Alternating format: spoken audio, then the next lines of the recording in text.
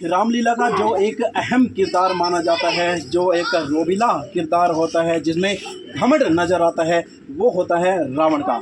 और रावण का किरदार कितना फेमस हो चुका है वो आप सोशल मीडिया के माध्यम से, आप हमारे चैनल के माध्यम से भी बखूबी देख चुके होंगे। लेकिन आज जो किरदार निभाते हैं उन्हीं से हम बातचीत करेंगे। आखिर वो इस लाइन में और इस फॉर्म को किस तरह से निभा रहे हैं, कितने दिनों से निभा रहे हैं, कितना समय इस लाइन में हो चुका है। क्योंकि जो ये लाइन होती है थिएटर की लाइन, इसमें मंझना पड़ता है और तभी जाकर इस तरह के जो किरदार है वो निभाए जाते हैं। हमारे साथ है रावण का रोल निभाने वाले मनीष त्यागी। मनीष जी, सबसे पहले स्वागत है आपका। आपका स्वागत है देशवीर जी, जो आपने ये अवसर प्रदान किया कि अपनी बात रखी हम आपके सामने। सबसे पहले जानना चाहूँगा कि रामलीला पुंडरी काफ़ी चर्चाओं का विषय बनी हुई है, क्या कारण मानते हैं?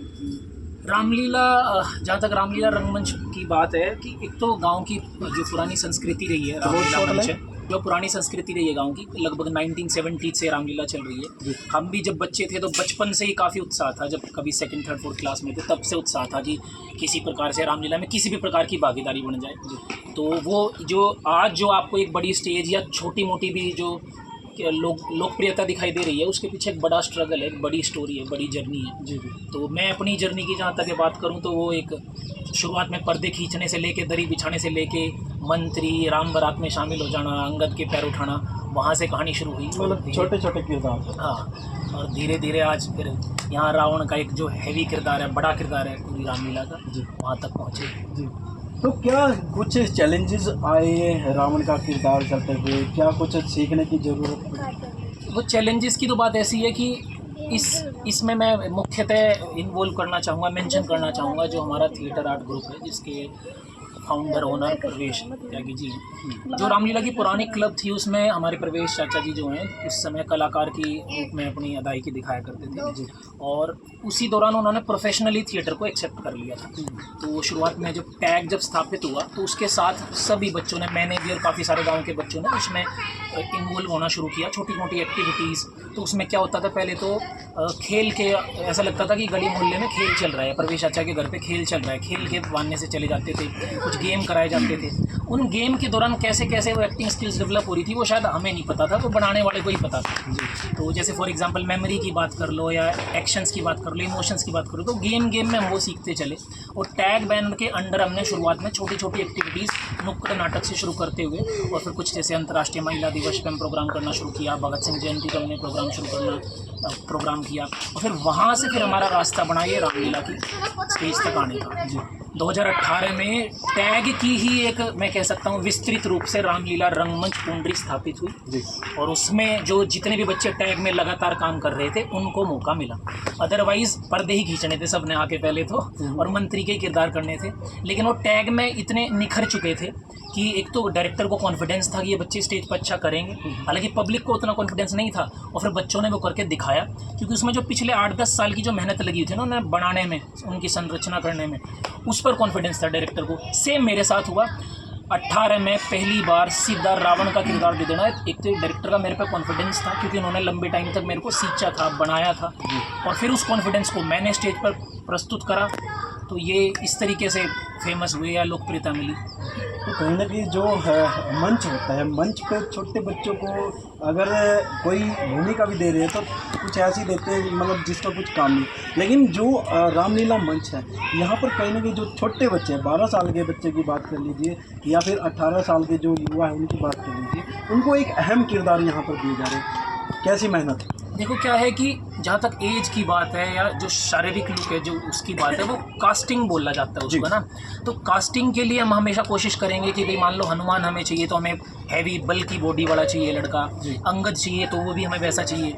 लेकिन कहीं भी यदि हमें किसी बच्चे पे उसके याद करने पर या उसकी एक्टिंग पर इतना कॉन्फिडेंस डायरेक्टर को या हमें आ चुका है, तो हम कास्टिंग को नीचे रखते हुए एक्टिंग को प्रायोरिटी दे देते हैं। हम ये नहीं सोचते कि इस बच्चे का जो शारीरिक जो प्रेजेंटेशन है वो इस रोल को जचाएगा क्या, हम ये देखते हैं कि इसकी एक्टिंग कितना जचाएगी।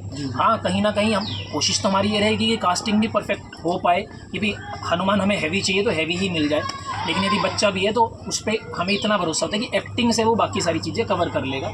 तो इसलिए कभी ऐसी सोच नहीं आती मन में कि ये कम उम्र है या छोटा बच्चा है, उसकी एक्टिंग पे भरोसा होता है। तो कहीं ना कहीं आप नोएडा रहे हैं, नोएडा में भी आपकी स्कूलिंग वगैरह रही है, तो किस तरह से टाइमिंग ये सेट हो पाती थी इस तरह की जो सीन है इनको क्रिएट करने के लिए? क्या है कि शुरुआत से ही मन तो था ही, क्योंकि स्टेज से जुड़ा हो चुका था तो लगातार मैं कांटेक्ट में होता था। यदि मेरे नोएडा में भी कुछ परफॉर्मेंसेज होते थे स्कूल लेवल पर, कॉलेज लेवल पर, मैं उनके रिहर्सल की वीडियोस बना के प्रवेश चाचा को शेयर कर दिया करता था। फिर वहाँ से उनके इनपुट्स लिया करता था कि इसमें क्या कर सकते हैं, क्या इम्प्रूव कर सकते हैं। उसके बाद हमने ये भी बीच में कोशिश करी कि कुछ प्रोग्राम हम टैग के बैनर के नोएडा में भी कर पाएँ।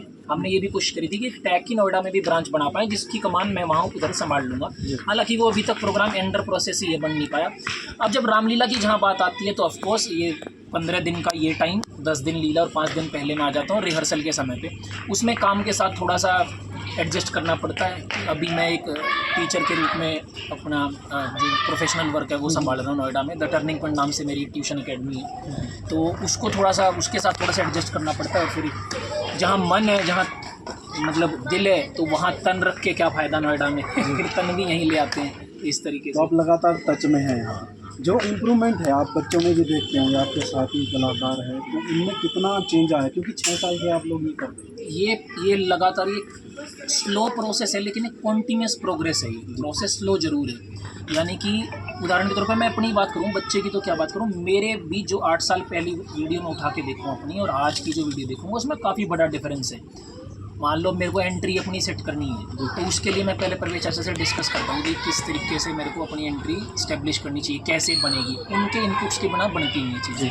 ऐसे ही बच्चों की प्रोग्रेस की बात करें तो एक छोटा बच्चा जिसने मान लो त्रिजटा के रोल में यदि अपने आप को स्थापित किया तो फिर निश्चित तौर से उसे अगली बार थोड़ा बड़ा किरदार और बड़ी चीज़ें मिलेगी, जहाँ झलकना शुरू हो जाता है कि भाई इस बच्चे में वो चीज़ें आ रही हैं। अगर मंच की बात करें तो कुंडली का जो मंच है वो क्या है, अब आपको कहाँ लग रहा है कि भाई हम थोड़ा आगे बढ़ रहे हैं और भविष्य में किस तरह से इसको आगे ले जाना चाहते हैं? क्योंकि इस वक्त अगर बात करें तो रामलीला में लोग काम मांगते हैं, ये आपने बखूबी देख लिया होगा। अगर दूसरी रामलीलाओं की बात करें, बड़े स्टेज है, अगर मान लीजिए दिल्ली है, करनाल है, क्योंकि वो लोग एक अलग रंगमंच के तौर पर काम कर रहे हैं। जो कुंडली की रामलीला है वो एक ग्रामीण परिवेश है, क्योंकि लोगों को इतनी समझ नहीं होती रंगमंच को लेकर, लेकिन इसको किस तरह से आगे स्टैब्लिश करने की सोच रखते हैं? देखिए, रामलीला की जहाँ तक बात है तो पुराने समय में एक संस्कृति के रूप में थी और बीच में एक ऐसा दौर आया जब इसको फुहड़ता और नौटंकी से जोड़ दिया गया।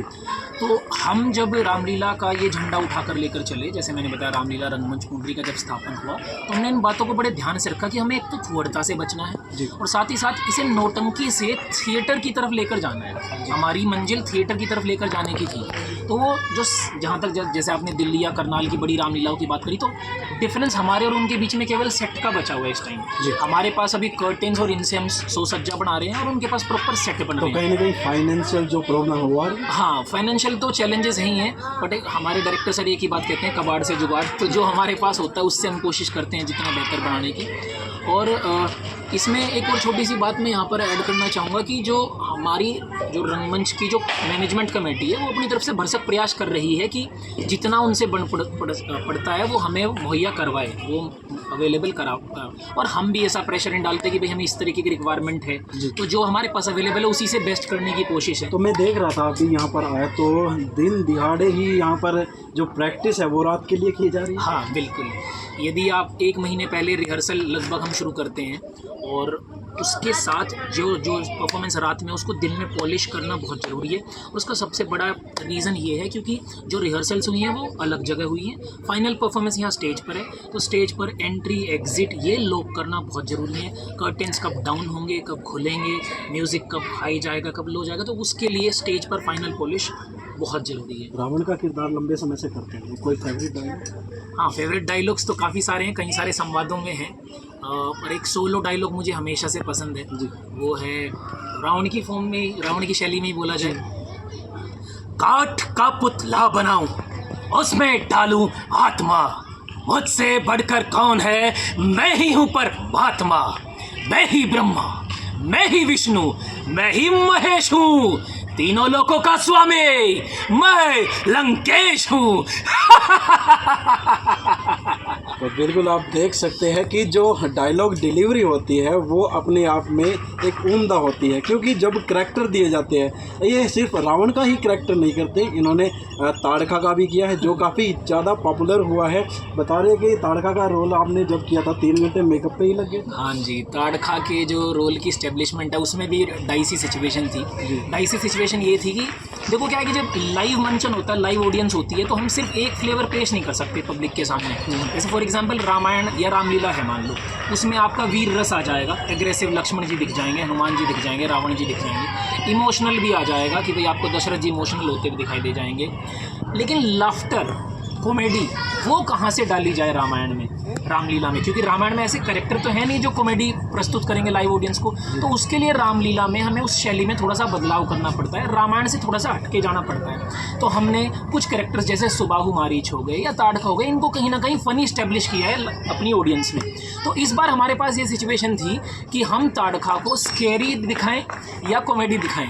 अंत में हमने और डायरेक्टर जी, हमारे डायरेक्टर सर ने तय किया कि हम इसको जो है ब्लेंड चलाएंगे, हम एंट्री से इसको स्टैब्लिश करेंगे स्केरी और जो मंचन है वो करेंगे फनी। और जब मेकअप की बात आती है तो ऑफकोर्स स्केरी बनाने के लिए मेकअप का इसमें बड़ा इन्वॉल्वमेंट था। उसके लिए डिस्कशन करीब 1.5 महीने से चल गई थी, रिहर्सल शुरू नहीं हुई थी, लेकिन ताड़का का मेकअप कैसा होगा उस पर विचार चल गया था उसमें।